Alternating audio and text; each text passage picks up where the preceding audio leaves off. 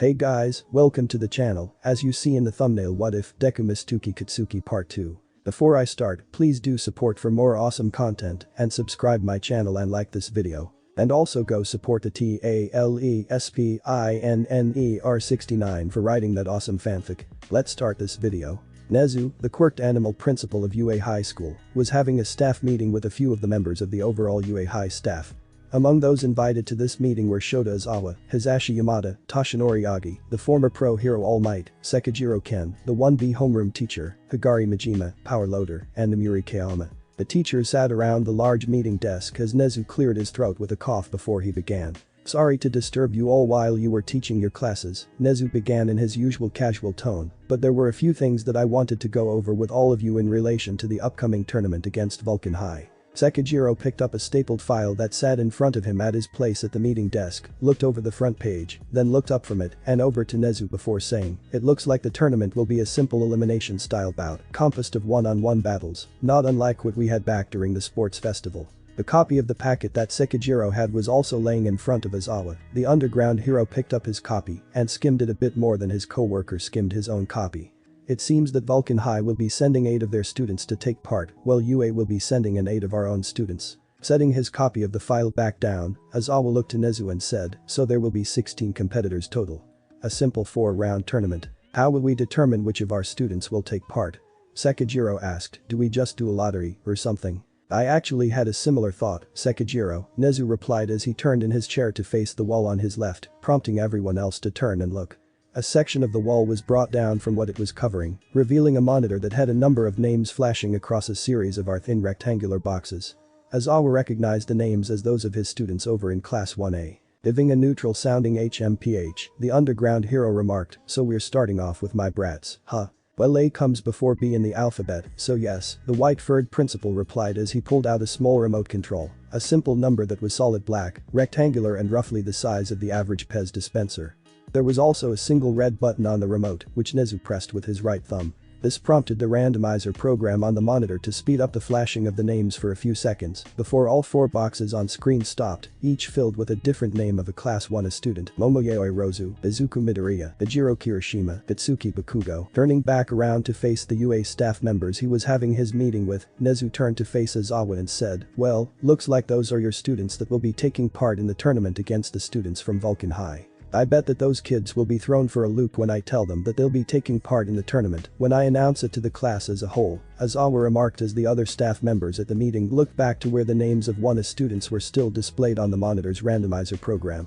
Toshinori was even amused, given that his protege Izuku was one of the students that was selected by the randomizer program. The former number 1 hero also felt his heart skip a beat out of worry. After all, the green-haired boy was going to be fighting in a tournament not just against students from Vulcan High, but potentially against his fellow UA students as well. The fact that Bakugo was also selected by the randomizer program also made Toshinori worry, given that Bakugo and Izuku have a less than stellar history together. Nezu turned to face the monitor again, pointing his remote at it and pressing the red button to take down the names of the 1A students. Pressing the button again, Nezu had the randomizer program begin flashing the names of the students in Sekijiro's Class 1B. "Now then," Nezu said as the names of 1B students were flashing along in the randomizer program, "we will see which of Sekijiro's students will be taking part in the tournament against Vulcan High." Nezu pressed the red button on his remote again, making the randomizer program speed up and flashing the names of the 1B students before the 4 boxes eventually stopped on a different student's name each, showing who from Sekijiro's homeroom will be taking part in the upcoming tournament: Hinoko Komori, Itsuka Kendo, Ibara Shiozaki, Oni Tsunatori. Sekijiro chuckled in a self-amused tone when he and the other staff members saw the results, "Trying to get as many of my girls as possible, huh?" Returning Sekijiro's self-amused chuckle with one of his own, Nezu replied, "It's not me, it's the randomizer program. It was just as likely to pick any combination of any of your students, just as it was just as likely to pick any combination of students from Izawa's homeroom class. Do we have any information on any of the students from Vulcan High who will be taking part in the upcoming tournament?" Higari asked in a curious tone, gesturing to the principal. Letting out a sigh, Nezu gently shook his head. "I have information on one of the boys that will be representing Vulcan High in the upcoming tournament, yes," the quirked animal replied, his tone sounding apprehensive. Pulling out a file, Nezu laid it in front of him at his space at the meeting table. "His name is Akuma Giratina," Nezu began, "and by the lone factor of what I have on him in this brief file, He has me apprehensive, to say the least. Turning to face where Sekijiro sat, Nezu said, if only because Akuma is the complete opposite of your student Ibara. Sekijiro arched a wry eyebrow as he regarded his boss. What do you mean by that, Nezu? Asked the 1B homeroom teacher. Well, according to his file that I have here, Nezu began as he turned his attention to the file he had in front of him before opening it, Akuma is a Satanist. When the quirked animal revealed what religion one of the students at Vulcan High practiced, the other UA staff members at the meeting table all went wide-eyed with shock. Not only that, Nezu went on as he continued to read the file on Akuma, it says here that Akuma's quirk is called Hellfire, which lets Akuma conjure and manipulate black flames. According to what Vulcan High claims on the matter, Akuma's quirk is among the more powerful of fire quirks. The kid with a quirk that lets him conjure and manipulate black flames, Namuri began, and he's a practicing Satanist. I can see why anyone would be apprehensive of this boy at best. Looking over to where the pro-hero Midnight sat, Toshinori remarked, I can understand any concerns that you or anyone else may have about young Giratina.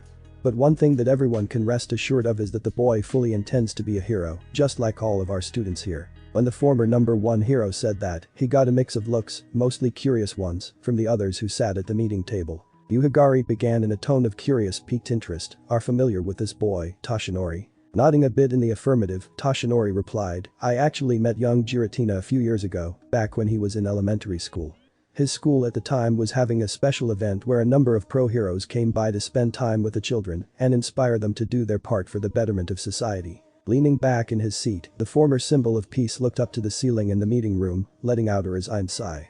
I was one of the pro-heroes at that event, Toshinori continued, and I had a bit of a meeting with young Giratina due to an incident involving some other students. An incident the teachers were all too quick to try to pin on the boy, simply because they thought he was destined to be a villain due to his quirk. Flashback, I clearly saw what happened, Tensei Iida said in a firm tone as he spoke to a trio of elementary school teachers, and with all due respect, I firmly believe that Akuma boy is not one of the children that you should be concerned with disciplining. All Might, in his hero form, stood off to the side as he saw the looks of surprised shock, which looked to be mixed with a little bit of revulsion, as his fellow pro-hero spoke his mind on a specific matter to the teachers. Mr. Ingenium, began one of the teachers, a mid-40s woman with reddish hair and something of an afro, did you not see what that little hellraiser did? Keeping his firm expression unchanging, Tensei replied, what I saw were 3 boys using their quirks to bully another trio of students, 2 of which were quirkless, then Akuma came in and used his quirk to make the trio of bullies back off. Letting out a sigh, Tensei continued, I will grant it that all civilian quirk use in the event that happened earlier is uncalled for, but you must consider that many will have the perspective that Akuma was clearly acting as the hero in that situation, given that the devil boy a hero. The red afro teacher exclaimed in a near horrified tone as she backed up a step or two, interrupting the turbo hero in the process, have you lost your mind? As the trio of teachers began to try talking over each other in an attempt to convince Tensei to see things from their point of view, the pro-hero could only mentally pinch the bridge of his nose. All Might, for his part, fully agreed with what Ingenium said, that Akuma boy, despite what all appearances would suggest, clearly possessed the heart of a hero. He was never reported using his quirk to do what that trio of bullies had done, after all, and the only incident where he actually used his quirk was in the aforementioned incident where he was trying to save a trio of innocent students that were being picked on by the bullies. Akuma never even expected any sort of reward or anything, and when the symbol of peace himself asked Akuma why he acted in that incident, the boy's answer confirmed for All Might that the teachers were so very wrong about the boy. Akuma admitted that when he saw the bullies use their quirks to pick on the innocent students, he didn't actually think about what to do in that situation. Instead, his body moved on its own accord to save the innocent students. Something else about the talk that he had with Akuma made All Might take pause. To his regret, the symbol of peace saw that all of what people had been saying about the boy with black flames, about him being an evil devil boy, was starting to get to him to some degree. In fact, near the end of his talk with All Might, Akuma, while looking up at him with an expression that All Might would not see for years until he met a certain green-haired boy, asked the greatest pro-hero, a question that All Might admitted later had taken him by surprise. Can I still be a hero, even if I'm evil? The fact that Akuma had asked that had shown that he was starting to give in to the unwarranted jeering and hateful stereotyping, momentarily made All Might drop his otherwise always present smile. In fact, All Might later personally spoke to the elementary school's principal to discuss the matter of Akuma being stereotyped discriminated against, simply because he had a supposedly evil quirk, but the principal replied with a response that essentially meant he agreed with the teachers and that he'd expel Akuma if given half a chance. All Might, with Ingenium tagging along since he was there as well and could give his 2 yen on the matter, reported the school to the proper authorities, ensuring that such behavior against all persons at the school would never be a recurring problem. It would constantly sicken All Might to his very core that it took swift government intervention to end the blatant stereotyping and discrimination of students at that elementary school on the basis of what quirks the students had, but at least the problem was ended and students of truly good intent, such as Akuma, would no longer have to face undue prejudice. Flashback over, with a regretful sigh, Toshinori remembered his chance encounter with the Satanist student all those years ago. The former symbol of peace had hoped that his and the former Ingenium's efforts would save the boy from giving in to what others automatically assume of him, but to his great regret, it seemed to him that Akuma had fully embraced the evil persona that others had taken to assigning to him. However, Toshinori was still not without hope for the boy, he still had a strong desire to be a hero, after all. We should not make any assumptions about young Giratina, Toshinori said to the other UA staff members at the meeting table. Just because he looks liable to tread down the path of villainy doesn't mean he actually will go such a route. He wouldn't be attending a hero high school such as Vulcan High if he didn't want to be a hero, after all. The others at the meeting table looked around at each other for a bit until Aizawa spoke up, saying, "Toshinori's got a point. Appearances can be deceiving, and someone who simply looks or acts a certain way isn't automatically a villain. I mean, look at Endeavor." That last comment from the underground hero got a round of laughter from everyone at the meeting table, other than Toshinori, who simply shook his head and wished that everyone would stop thinking that the current #1 pro hero was a jerk. Enji Todoroki was not a jerk, and the former symbol of peace had no idea why so many people would think that. Clearing his throat loud enough to get everyone to settle back down, Nezu said once all eyes were on him, "Yes, yes. Now then, since we've gotten the initial points of the upcoming tournament against Vulcan High covered, you all are free to leave to resume doing what you were doing prior to me interrupting whatever lessons you had." Turning to face Aizawa and Sekijiro, the quirked animal principal continued, "Aizawa, Sekijiro, make sure you tell your respective students that were selected by the randomizer that they will be competing, as well as what taking part will entail." "Well, that goes without saying, sir," Sekijiro remarked, the hint of feigned disappointment at being underestimated in his tone, suggesting that he was a bit amused. Sighing in a mildly exasperated tone as he got up from his seat, Aizawa said, "Here's hoping that my class is still in one piece when I get there. I am not looking forward to the chaos that are my students, as well as Mitsuki Bakugo." Namuri, an eyebrow arched in piqued interest, said, "Mitsuki? Isn't that Katsuki's mother? What is she doing in your classroom?" Cracking his neck a bit while pushing against the right side a bit with his right hand, Aizawa said, "Mitsuki randomly burst into the classroom simply to borrow 5,000 yen from her son." After a bit of a pause, the underground hero added in a disinterested and indifferent tone as he turned to face Toshinori, "Oh, and Mitsuki is dating your protege now, apparently." To say that Toshinori, who coughed up a good bit of blood upon hearing that Izuku was now apparently an item with a woman a little more than twice his Izuku's age, was surprised to be hearing about that would be an understatement. Similarly, most of the others at the meeting table also expressed varying reactions, and Namuri drew a bit of a scolding from Higari when she asked why she couldn't have a boyfriend that young if Mitsuki Bakugo could. Through all of this, Nezu simply sipped from a Yanomi teacup, amused by the antics of humans. Back in the Wana classroom, the majority of the class was in something of an uproar, given that Mitsuki Bakugo, the mother of their classmate Katsuki Bakugo, had just announced that she was looking into dating Wana student Izuku Midoriya. As a side note, Minoru Mineta had barely been able to pick himself off of the floor after he was dealt a swift kick to his little Mineta, courtesy of his classmate Mashirao Jiro, but he was still very much stunned by the very crippling attack and was currently sitting at his desk, laying face down on the surface as he tried to recover. "You cannot be fucking serious," Bakugo said as he continued to stare at his mother. Gesturing to Izuku, the explosive teen continued, "You're seriously interested in dating fucking Deku?"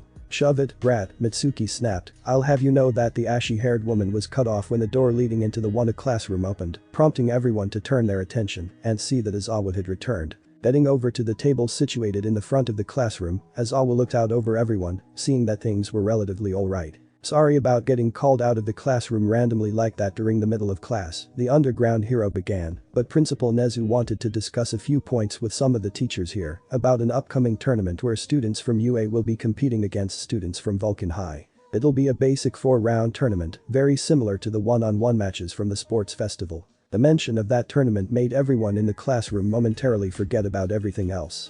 Raising a hand quickly into the air, Tenya called out, "Aizawa-sensei." Seeing this, Aizawa pointed to the class representative of 1A. Since he was called upon, Tenya stood up from where he sat at his desk. How many UA students will be taking part in the tournament? The total of 8 students from UA will be in the tournament, along with 8 students from Vulcan High, Aizawa began to explain to his students and Mitsuki. Part of the purpose of the meeting I just got back from with Principal Nezu and some of the other teachers was to figure out which UA students would be competing. Yahoo! Mina Ashido cheered as she pumped both of her fists into the air. I can't wait to show some Vulcan High jerks what I'm made of. Pointing at Mina, Aizawa said, chill, Ashido, you aren't one of the competing UA students. As the pink-skinned hero in training slumped back down into her seat in a defeated manner, Aizawa said, Principal Nezu used a randomizer program to select 4 students from this class, then another 4 students from 1B, to be the 8 UA students that will be competing in the tournament against Vulcan High. The students that will be taking part in the tournament are Yayoi Rozu, Midoriya, Kirishima and Bakugo from this class, and Komori, Kendo, Shiozaki and Tsunatori from class 1B. I suspect that Vlad will be telling his students that are entered about their participation, as well as that of those from this class that I announced. Alright. Kirishima cheered as he pumped a fist into the air, I get to fight in the tournament. Relax, Kirishima, Aizawa remarked, then continued when the red-haired boy relaxed. Given that this tournament is essentially a pissing match between UA and Vulcan High, I suspect that both schools would use the end result of this tournament as bragging rights. That being said, I hope that those whose names I called will work to try to bring home a win for UA. Giving the one homeroom teacher a thumbs up, Mitsuki declared, well damn straight UA is going to be bringing home the win. After all, you got both my son and my boyfriend taking part in all of the action. How can the tournament end in any way other than sunshine for UA? Mrs. Bakugo, we still haven't officially settled that business. Izuku pointed out, clearly panicked about the fact that Kaken's mom was still trying to hook up with him. Later that day after classes at UA were done for the day, Izuku and Mitsuki, along with a clearly annoyed Bakugo, could be seen sitting in the Midoriya living room. Sitting in a plush leather armchair across from the 2-seater sofa that Izuku and Mitsuki occupied was Inko, the mother of Izuku. The 4 people in the apartment, actually just 3, Bakugo just sat off to the side with a pissed-off look on his face, had just finished some important discussions concerning the possible hooking up of Izuku with Mitsuki. Wow, Inko, Mitsuki remarked in a casual and mildly amused tone, I still can't believe that you're really okay with me and Izuku being together. I'll admit, Inko began to explain, still sounding a bit resigned, there are far worse people out there for Izuku. At least with you I know that someone that I know and trust is with my son. Mitsuki, with a big grin on her face, nodded twice in agreement. Aw hells yeah, Inko. Anyway, now that we got that stuff out of the way, I figured that we ought to discuss this upcoming big event between UA and Vulcan High, given that our respective sons are both going to be taking part in the festivities. Inko, with a curious look on her face, looked at her close friend, tilting her head to the side a bit in the process. Big event between UA and another high school. The full-bodied woman said in a curious tone, what do you mean? Aizawa-sensei announced it in class earlier today, Mom, Izuku began to explain, me and Kaken, as well as our classmates Yayoi Rozu and Kirishima, will be competing in a tournament against 8 hero students from Vulcan High.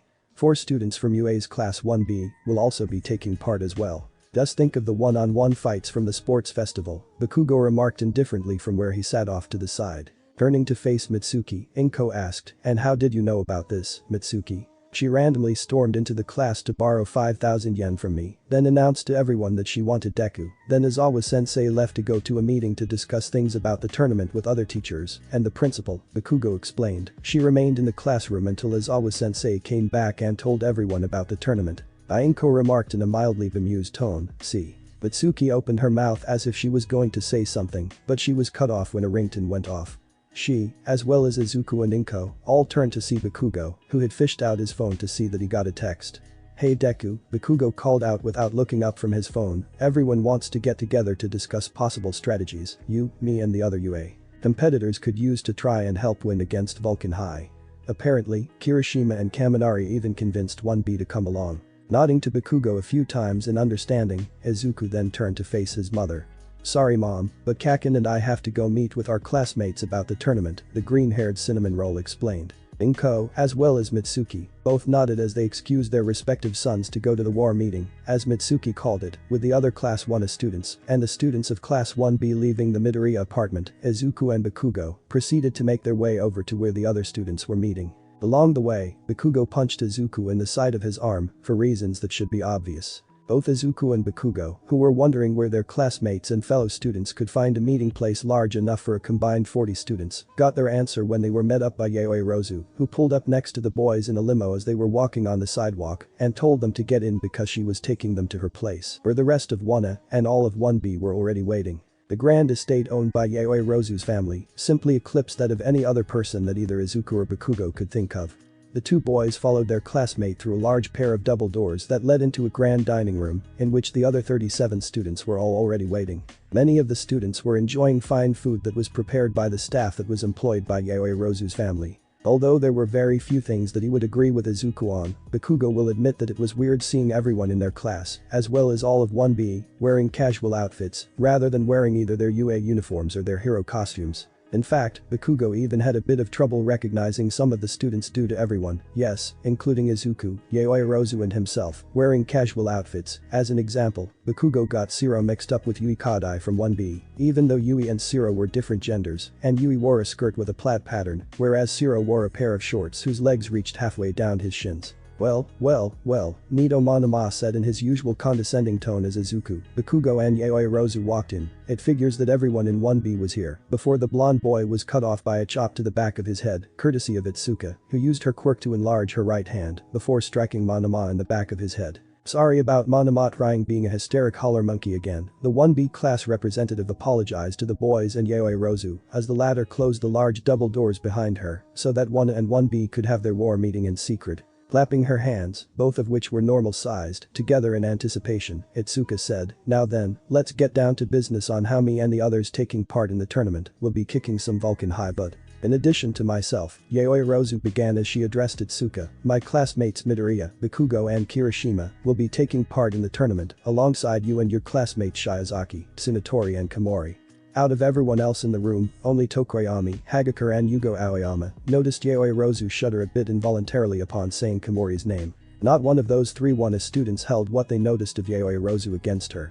Tapping her right hand, curled into a fist, into her left hand's palm, Yaoi Rozu said, "That being said, the 8 of us that are taking part ought to go over what we have to work with. It would also help if we were to get some practice in before the tournament." Tenya, raising a hand, said, "If I may be so bold as to offer a point, Yaoi Rozu." After the wealthy girl gave him the go-ahead to proceed, Tenya said, "Even though we're all hoping for a UA win at the upcoming tournament, there's still a chance that there will be a few matches that will pit UA students against each other. That being said, those who are going to be taking part shouldn't spar with each other, as such sparring may give away some of what they might do in the tournament should they be paired to face off against each other." Jerking a thumb at Tenya, Tetsu said, "He's got a point. You guys who are taking part shouldn't be giving away your big moves to each other, otherwise you'll form counters to everything that each other has. That might screw you guys over if you wind up facing any of those jerks from Vulcan High later on." Nodding in agreement, Yaoi Rozu said, "Exactly what I was thinking, actually." Clapping her hands together, Yaoi Rozu continued, "All 8 of us who will be in the tournament will spar with 4 other among the remaining 32, so as to help us prepare. Luckily for us, my family's estate had a very expansive backyard which has ample room for all 40 of us to take care of the necessary training." Ooh, Yaoi Rozu. Hagakure said as she jumped up and down while waving around her right hand, "Which 4 of us will help you spar? I want to be on your team if that's okay." Smiling a bit in an appreciative and mildly amused manner, Yaoi Rozu said, "I think we should be able to work out who will help who with getting ready for the tournament. And yes, I will be happy to have you help me with my training." As the invisible girl cheered again as she did more jumps into the air, the rest of the 1A and 1B students proceeded to mill about, either asking to be on training teams or asking those not taking part in the tournament to help them. As he and Mineta looked around as the groups were forming up, Kaminari remarked, "I wonder whose training team I'll end up joining." "I wouldn't mind helping one of the girls," Mineta remarked in his typical perverted tone, "especially Pony from 1B. I mean, have you seen that body? Not to mention how kinky it is for a girl to have hooves." And before Mineta could get one more word out, Bakugo dealt a swift kick to the infamous pervert's hidden treasure, scoring a critical hit. After Mineta fell over onto the floor face first, Bakugo grabbed him by the back of his shirt and picked him up. "I need to work on my kicks for the tournament," the explosive teen remarked, "and you're going to help me, Grapehead." Stopping in place, Bakugo turned his head to look at Kaminari. "Since Kirishima is also in the tournament," Bakugo began, "he can't be on my training team. That being said, you want to join? I already have Shiro and Pinky. Grapehead here will give me all 4 training partners that I need." Kaminari couldn't help but give an amused smirk. Shooting Bakugo a thumbs up, the electric teen said, "Oh, just try and stop me, dude. This time it was Bakugo who gave an amused smirk, amused and secretly grateful by his squad members' eagerness to help him. Izuku ended up getting his friends Uraraka, Tenya and Todoroki, along with Juzo Hananuki from Class 1B, on his training team. Wait, Juzo said in a confused tone as Izuku jumped up to avoid his softening quirk. What do you mean Bakugo's mom is now your girlfriend? It wasn't my idea, trust me, the green-eyed boy replied as he landed on safe ground that was unaffected by Juzo's quirk. Punching an icicle created by Todoroki's quirk into small icy chunks, Izuku continued, it's just that after I helped her when I found her stinking drunk while sitting on a bench, things just sort of happened. How did Bakugo react when he found out, assuming that he did? The skeletal-faced teen asked as he ran around Uraraka to try again at getting a strike against Izuku in. Once again jumping to avoid ground affected by Juzo's quirk, Izuku replied, oh, just as you would expect out of Kaken. Thankfully Aizawa-sensei told the class about the tournament and that Kaken is one of those entered. As are you, Todoroki remarked to his friend, or have you forgotten why Uraraka, Tenya, Juzo and I are helping you train right now? No, I didn't forget, Izuku replied, and I'm well aware that there's a chance that I may end up being pitted against Kaken at some point during the tournament.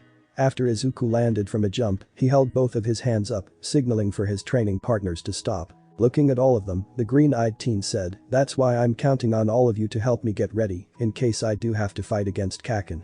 Uraraka, Todoroki and Tenya all nodded in agreement, the smiles on their faces, showing that they are willing to back their friends' efforts in the tournament against the students from Vulcan High.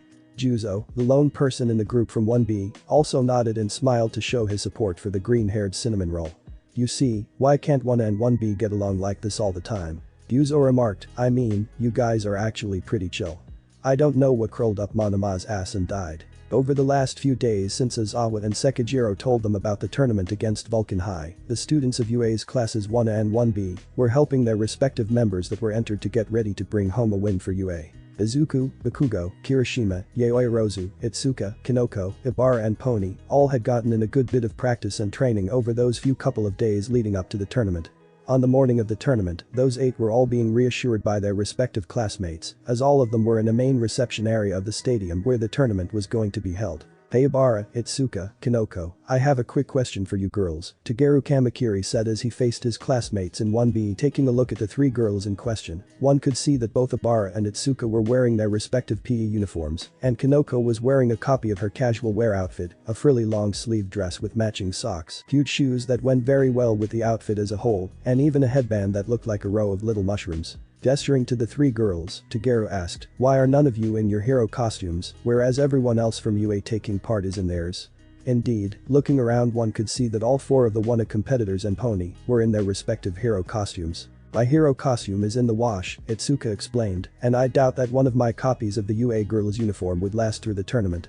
Gesturing to herself to point out the PE uniform she wore, Itsuka continued, I figured that one of my copies of the PE uniform would be an acceptable substitute. My reason is actually the same as Itsuka's, Ibara remarked, a hint of embarrassment in her expression, although I thought that my hero costume would be clean.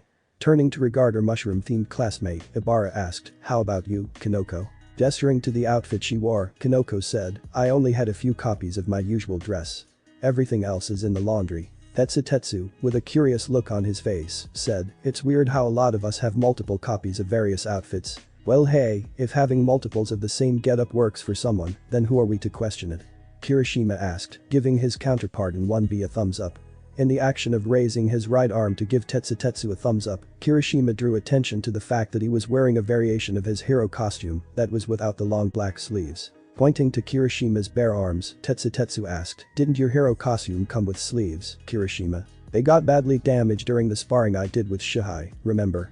Kirishima replied as he jerked a thumb to Class 1B's Shihai Kawaro. He was on the team that helped me train, same as you, Tetsutetsu. As the 2 hard quirk heroes in training talked, the pitch-black-skinned boy of 1B merely looked to the side and scoffed, as if he didn't care his quirk had done sufficient damage to the sleeves of Kirishima's hero costume that Kirishima had to go back to a sleeveless variation for the time being. Clapping her hands together to get everyone's attention, Itsuka said, well, other than a few minor details that have no real say in the matter, I think that the last few days really helped all of us taking part in the tournament against Vulcan High.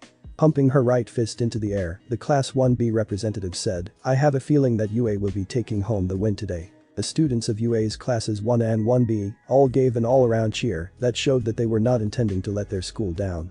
However, partway through the cheering, all 40 of the UA students were cut off from their cheering when they heard some slow, loud clapping that was clearly sarcastic. Turning around to look, the UA students saw a group of various high schoolers wearing uniforms that denoted them as students of a high school other than UA. The source of the clapping came from a blonde, fair-skinned boy who had a conceited look that could give the one Monoma had going a run for its money. His blonde hair, of a similar shade as what Monoma had, was worn straight and long, about as long as Satsuna Tokage's hair. His eyes also seemed to possess similar levels of energy as Satsuna's, although the clear ego of the boy had made this come off as somewhat uneasy for the UA students. Before any of the UA students could ask who this boy and his friends were, he stepped forward and held a hand out to them in something of a gesture of salutations. "So this is the best that UA has to offer, The blonde boy began, "Wow, and here I thought that Vulcan High actually had something to be afraid of in this tournament." Bakugo, having already had plenty of crap such as this from 1B's resident hysteric holler monkey Monoma, stopped forward, his right hand pulled back to throw a punch at a moment's notice. And since Bakugo was wearing his grenade gauntlets, such a punch was bound to have a notable impact. "Who the fuck are you and what the fuck crawled up your ass and died?" snarled the explosive teen at the conceited boy with long blonde hair. Giving a conceited, unimpressed HMPH as he shrugged, the blonde boy said, "I suppose that I ought to give you the courtesy of giving you my name." Jerking a thumb at his chest, the boy said, "My name's Yuki Hoho, and as you can see my classmates here and I are from Vulcan High, the hero school that will be winning this little tournament between our two schools, just so you know." The conceited blonde boy's declaration drew a bark of laughter from Bakugo. "Yeah right." Bakugo growled, "Like any of you stands a chance of winning the tournament."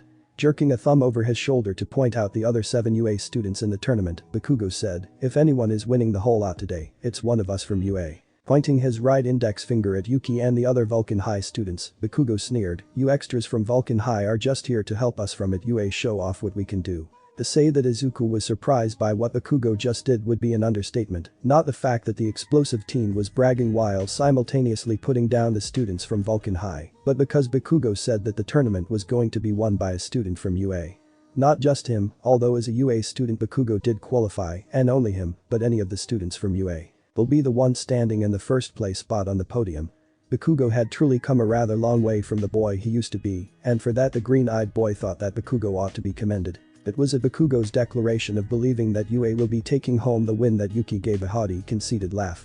"Oh, that is rich," the long blonde-haired boy remarked, his amused tone clearly making him look as if he thought of the UA students as peasants to his royal prince. "If anything, I'm glad that this school is teaching you all the basics of comedy. The party I plan to throw to celebrate a Vulcan High student winning today can use some entertainment." "Well, aren't you jumping to conclusions?" Itsuka remarked, giving Yuki a look of stern consideration. "You do realize that UA is the top-ranked hero school in Japan, don't you?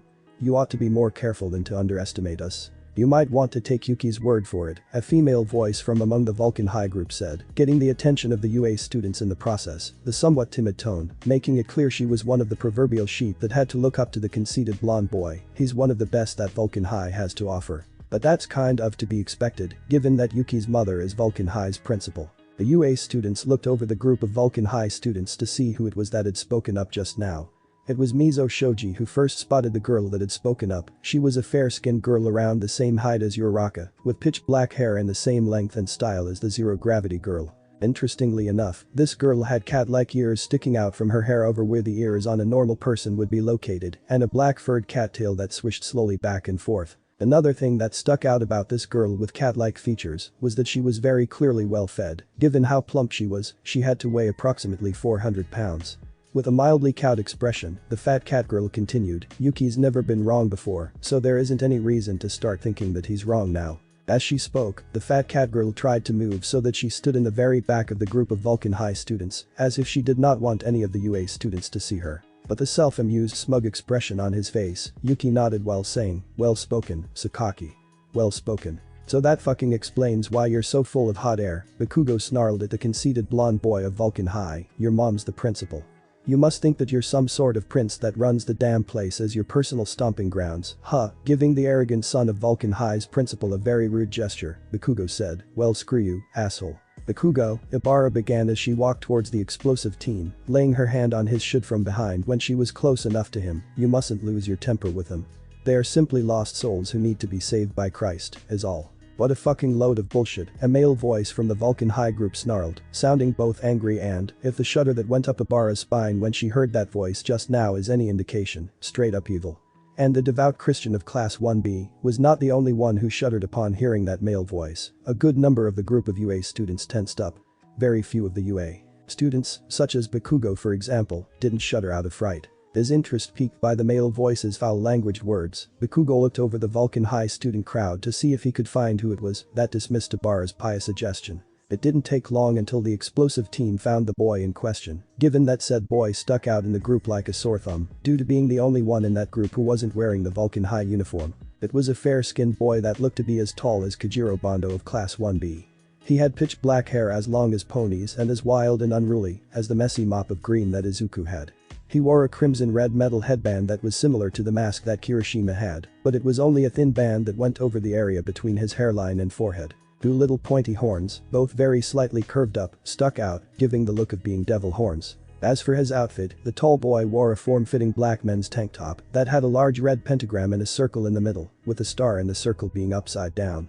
Also, the tall boy wore a pair of black baggy cargo pants, with red trimming, held up with a black belt with a seatbelt buckle for a belt buckle, and a pair of black boots with crimson-red boot laces. As for accessories, the tall boy wore a simple upside-down pentagram necklace, and from each earlobe dangled a single upside-down cross earring, both earrings being made of a pitch-black metal. Giving the UA students as a whole an unamused glare that shook most of them to their very cores, the tall boy said, "There's no saving you UA students taking part in the tournament today from the beatdown that we'll be giving you." Turning his attention to Abara specifically, the tall boy gave her an angry, downright evil-looking snarling expression as he said, "And as for you, nun girl, take your Bible and shove it up your ass." "Dude, the hell is your problem?" Tetsu snapped at the tall boy from Vulcan High, very much unamused with the tall boy personally attacking Abara in such a manner. Yuki have an amused chuckle before facing the UA students while gesturing to his tall schoolmate. "Oh, you'll have to forgive him," the conceited blonde boy said in a tone that was not worried about offending anyone in the least. "The bus ride from Vulcan High to this dump that you call a school has left him a little cranky, and he tends to get annoyed whenever someone tries to quote-unquote save him, so to speak." Pointing an accusing finger at the tall boy, Kyoka Jiro said to Yuki, "I wasn't aware that your mother accepted villains as students at Vulcan High." It was the rock music lover's words that made Yuki's otherwise unfaltering smug smile drop into a frown for the first time. Now that was uncalled for, the conceited blonde boy scolded as he returned the pointing accusing finger. "He is by no means a villain, and I hope for your sake that you aren't paired up to fight him in the tournament. Otherwise he will make you pay dearly for even insinuating that he's a villain." "I'm not in the tournament," Jiro remarked. "The rest of my classmates and I are going to watch the four of us that are entered take part." Yuki, arching an eyebrow in confusion, looked at the UA students with a curious look. "Only 4 of you will be fighting against the 8 that Vulcan High is entering?" the conceited blonde boy asked. "No, we're entering 8 as well," Izuku clarified. "Jiro meant that 4 of our classmates from Class 1 are taking part, alongside 4 of the students in Class 1B. The look of understanding entered Yuki's expression. Nodding a few times, Yuki said, "So that's what she meant. Alright, then." Turning around while gesturing for his schoolmates to accompany him, Yuki said as he turned his head slightly to regard the UA students, "Well then UA dweebs, it was not much of a pleasure to meet you, although it was a pleasure all the same. Look forward to seeing a Vulcan High student win the tournament today." After the conceited blonde boy spoke his bit, he and the other Vulcan High students took their leave. After the students from Vulcan High were gone, the 1 and 1B students all relaxed a bit, as if they were all holding in some tension. "What the hell was wrong with that jerk?" Itsuka asked as she pointed in the direction that Yuki and his schoolmates took off in, "And here I thought that Monoma was a pain in the ass to deal with on the regular basis." "Boy," the hysteric holler monkey of 1B remarked, sounding a mix of bemused and offended. Gently shaking her head, Abara said, "I don't think that Yuki fellow is who any of us should be concerned about. We ought to be more wary of his tall associate who was giving off the air of being a complete and total devil." Pounding his fists together, Bakugo snarled, "To hell with those Vulcan High pricks." As little explosions, roughly as potent as the little poppers people throw at each other's feet, emanated from his fists, Bakugo continued, "If they think that they can talk to us like that and get away with it, then it's up to us to set them straight. We're UA, for crying out loud." Pumping his right fist into the air, the explosive teen shouted, "Now who's with me?" The other 7 UA students entered in the tournament, as well as the 32 classmates that weren't entered but were going to watch, all cheered as they all joined in pumping fists into the air. As the UA Students worked themselves up. Izuku found himself further impressed by all of the progress that Bakugo was making as a person. Then again, it was probably a school pride thing, and if there's one thing that can be considered by many as a fatal mistake, it was attacking any of Bakugo's pride. Still, Izuku could not deny that the explosive teen was channeling it into something constructive and beneficial to his fellow UA students. Izuku wondered how Mitsuki, Bakugo's mom and the person that Izuku found himself dating now, would make of her son's growing as a person. The bleachers in the stadium, where the sports festival matches from a while ago took place interestingly enough, were filled to capacity, with a roaring cheer given by the audience being at a near-deafening level. From the commentator's box, Aizawa and Hisashi could see all of the matches and give commentary over the course of the tournament, although that will mostly be Hisashi's shtick. Standing on a mini-stage off to the side of the arena that the students of UA and Vulcan High will be fighting each other in, Namuri, in her hero costume, stood by to act as a referee for the tournament. Looking around, Izuku and the other UA students that were taking part in the tournament couldn't help but be both amazed and humbled by how many people had come out just to cheer them on. Well, Bakugo wasn't amazed and humbled, just amused in his own way. But he still liked how there was so many people that had come out here today to watch him kick some Vulcan High ass. The explosive teen was going to give the crowd the show that they had clearly come out here to see. While the UA students looked around, Izuku saw something that caught his eye and made him cringe a bit in embarrassment. His mother Inko, along with Bakugo's mother Izuku's girlfriend Mitsuki, were in the crowd that made up the audience. Izuku could tell because Mitsuki was standing up while holding a sign above her head that was to support both Izuku and Bakugo, and she was cheering as loud as humanly possible. Inko just so happened to be sitting next to the loud, ashy-haired woman. Izuku wasn't the only UA student who saw Inko and Mitsuki in the audience. The other 7 that were also taking part in the tournament saw as well. Seeing his own mother cheer for that nerd Deku made Bakugo scoff as he turned his head away. He would have given more of his usual attitude in response, but he was more focused on giving Vulcan High a big middle finger. Besides which, the 1B girl that Bakugo found he had fallen in love with was there in the stadium, and closer than he would have expected, not that he would complain about her being close to him. All of the rallying that the explosive teen did he hoped made him look good in front of her. Maybe if he straight up won the tournament, Bakugo would look awesome enough in front of her, and then he might even be able to get her to go out with him. Yeah, that was a nice thought that the explosive teen had. Alright, everybody.